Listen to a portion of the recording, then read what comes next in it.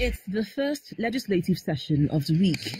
New health law that has not... As soon as plenary begins, lawmakers immediately go into a closed-door meeting. 30 minutes later, the closed-door session ends, and it becomes apparent why lawmakers had to discuss privately.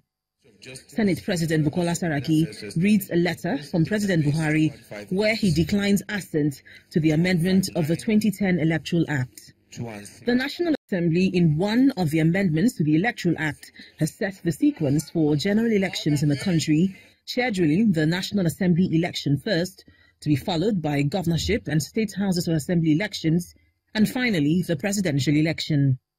The amendment to the sequence of the elections in Section 25 of the Principal Act may infringe upon the constitutionally guaranteed discretion of the Independent National Electoral Commission to organize, undertake, and supervise all elections provided in Section 15A of the third schedule to the Constitution.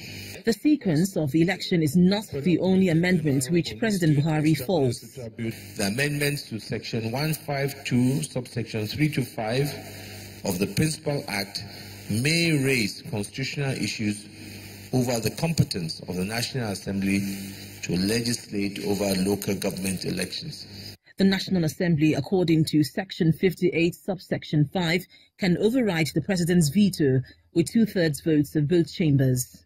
The National Assembly has overridden the President's veto only once since the return to democracy, and that was in 2010 over the establishment of the Niger Delta Development Commission, NEDC. But the amendment of the Electoral Act, which proposes to set the sequence of elections, is threatening to tear apart the fragile peace in the Senate. Lawmakers who voiced disapproval over the amendment are on the battle line with the Senate. Senator Ovie Omagege is facing the Ethics Committee after he alleged that the amendment is targeted at President Buhari.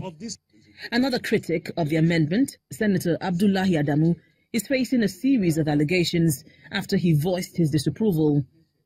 In a statement addressing recent allegations of plans to destabilize the Senate, Senator Adamu states he has done nothing to bring the upper chamber to ridicule, and his only crime was to caution against what he terms as increasing show of disrespect to the person and office of the president.